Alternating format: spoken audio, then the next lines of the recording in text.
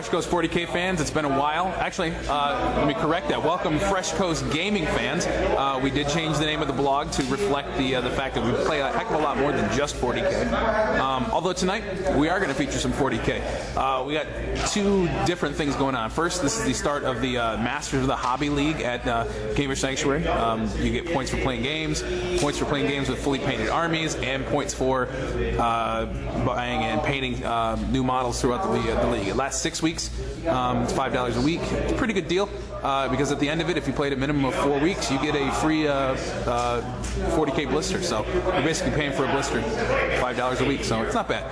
But the other important thing that has to be a note is that Brother Captain Jeremiah is Captain Morgan Pose is going to be filling in for Brother Maelstorm at Adepticon. He's unfortunately lost his job and has to relocate, and that it happens to be the weekend he has to do his moving. So fortunately for us, Jeremy plays Necrons too, and we're not going to have to change our tactics a whole lot, but Jeremy is going to have to kind of tweak out a list. So we're going to see one idea for his list today. All right, here we have Jeremy's Necron list. We have an Overlord with Warside, Mind Shackle Scarabs, and a Resorb, and a Destruction Cryptek with Solar Pulse. We're looking to get a lot of cover save bonuses from that by automatically giving us night fighting. It should help both my Orcs and Muggins as Tyranids. We have 9 Immortals, 14 Warriors, 5 Scarab bases. We do have 2 Night Sides and a pair of Annihilation Barges. This is the heavy support list for Adepticon. And I bet you weren't expecting to see this. I'm putting the Orcs away for tonight. I wanted to play my Eldar. I'm looking forward to getting a new Codex this year. And I'm honestly getting a little tired of the greenskins right now, and I want to save my enthusiasm for them for Adepticon. So this is going to be just a fun 40K list. We have a Farseer on a jet bike with Singing Spear, Spirit Stones, has Fortune, Doom, and Mind War. He's going to be zipping around the board, Mind War people.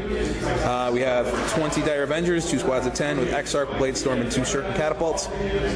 We have a Nightwing Interceptor and a pair of Wraith Lords, one with Bright Lance and Missile Launcher, and the other with Missile Launcher and Star Cannon. Just couldn't squeeze out the points for that second Bright Lance.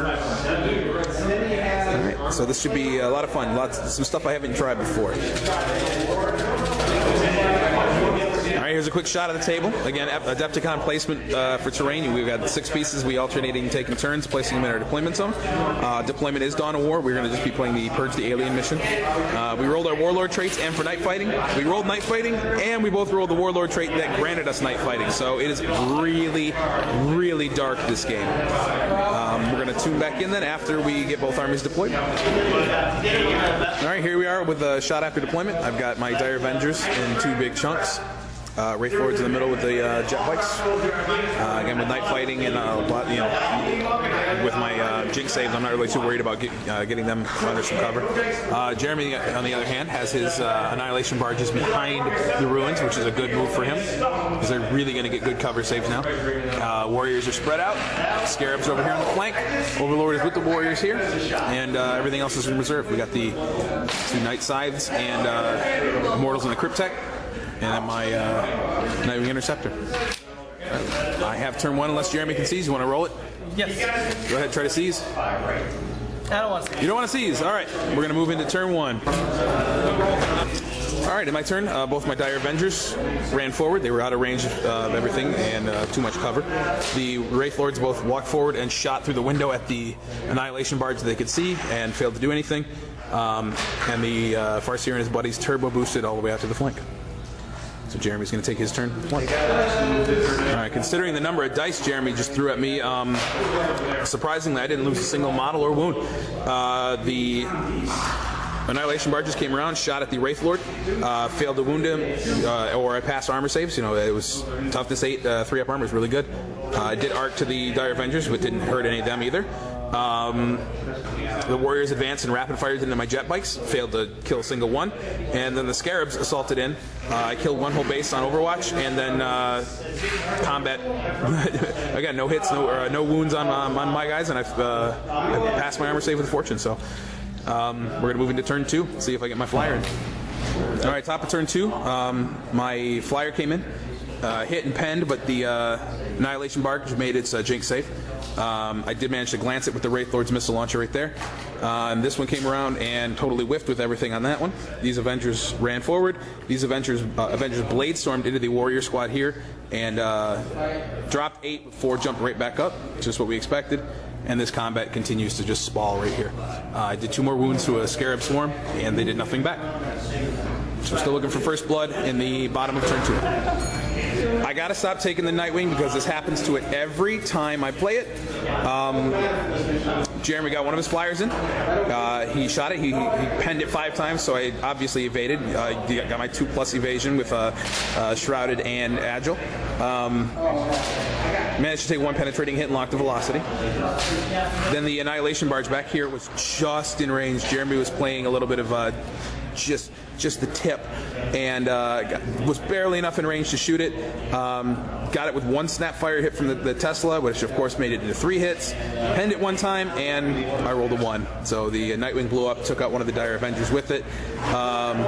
The Warriors got an excellent round of shooting, killed 5 more. That squad is beat up, but still kicking. I got a plan for them. Still winning this fight here. Have yet to take a wound from the Scarab Swarm. And I lost 1 Dire Avenger here to the Annihilation Barge. And that's it. So we're going to move on to... I'm sorry, 2 Avengers right there. So we're going to move on now to top of turn 3. All right, my interesting luck continues. The Wraith Lord here in the middle of the board, suffering from Wraith Sight. So he didn't move. This one came around the corner and shot at the Annihilation Barge there. Penned it with a Bright Lance, but Jeremy jinked again. These guys moved up with just enough range to blade storm the Warriors over here.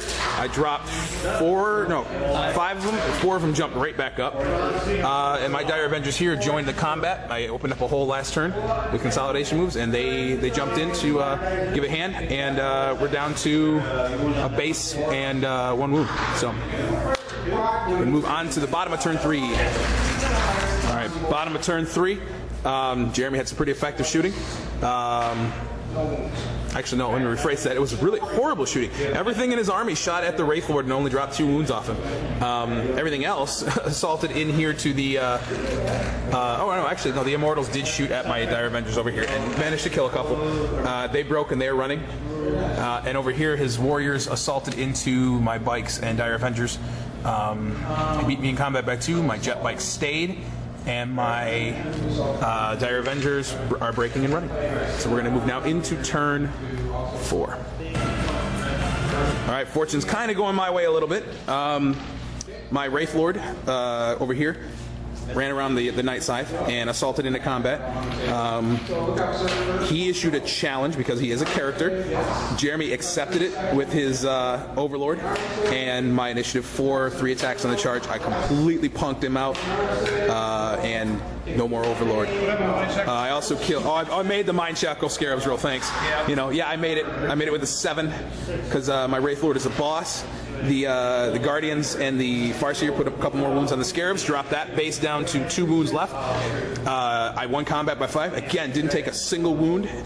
And the Warriors broke, and the Overlord failed his reanimation his ever-living roll, so he is off the table.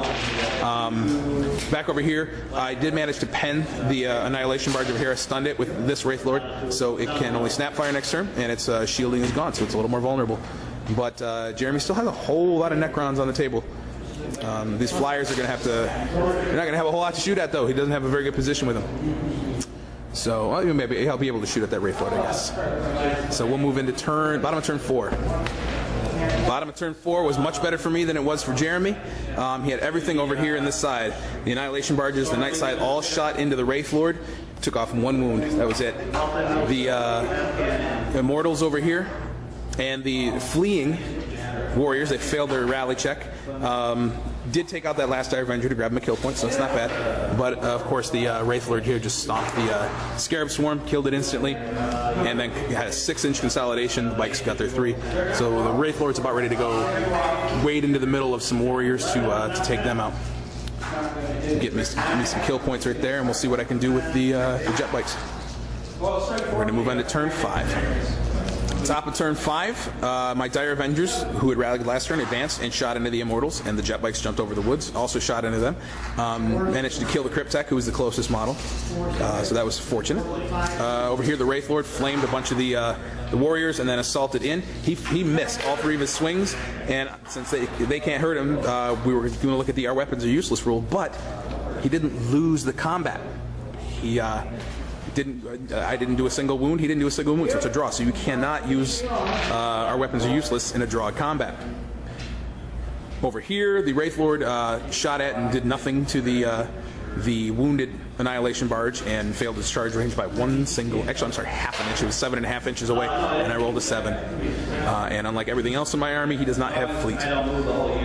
But we're looking much better than we did a few turns ago. Jeremy has 1 flyer who's going to be off the board probably, and another one who's going to be coming in bottom of 5.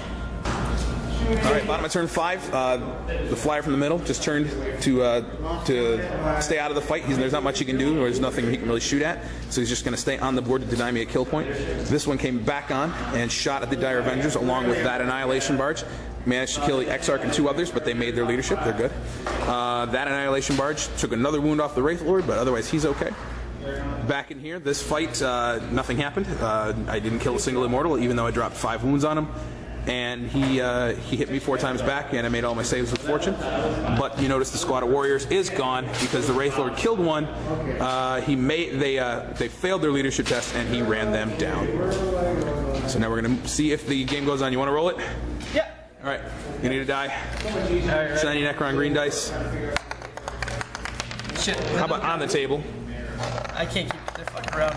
Oops. Game goes on with a 5. That's a 5. So game is going to go on to turn 6. All right, top of turn 6. You see there are no more Annihilation Barges. Both my Wraith Lords managed to get their charges off. I got a glance and a pen on their punting from their impact hits, and then just use the regular old strength 10 attacks to blow them up. Back over here, I forgot to put up all my fortune and doom, so I actually still dropped a bunch of wounds on him, but he made all his saves. And then I did exactly the same thing back. 4 wounds, 4 saves. These Dire Avengers just move towards the middle to stay away from the shooting attacks from these flyers. He's got 1 flyer left though, who can still do some damage, maybe take out one of those Wraith Lords and get him an extra kill point.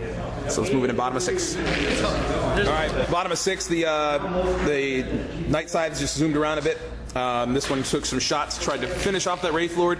Did 1 wound to it, but I made my armor save. Over here again in combat. Actually, the Immortals got a wound in on the Farseer, but I made my leadership test, and they're stuck in still. So Jeremy's going to roll to see if the game goes on to game 7. We got to hurry up and get turn 7 out of the way if it does. Oh, game's over on a 1, and it's going to be 1, 2, 3, 4, 5. I have 5 kill points, plus Slay the Warlord and Linebreaker. So I have 7, and Jeremy has 1 kill point from my flyer and first blood. 7 to 2, and a pair of Wraith Lords with a single wound. Yep, that was it. 7 to 2. No, 1 point for that. 1 point for first blood. Oh, and the Dire Avenger. Yep, that's right. That last Avenger. 7-3. Excuse me. But we got a pair of Wraith Lords who are beat to heck. Definitely the model of the match right here. Oh yeah. Yeah. Killed the Overlord, drove off the Warriors by himself, and killed an Annihilation Barge. So awesome game. Some crazy luck and some goofy rolling, but Jeremy's still testing this list out for Adepticon, and it makes me afraid. All this Tesla is really nasty. So yeah, that's about it for this one. So stay tuned. We're going to have a lot more. We do have our Adepticon Primer event we're doing here at Gamer Sanctuary this weekend on Saturday. I hope to get some footage of everyone playing. Thanks.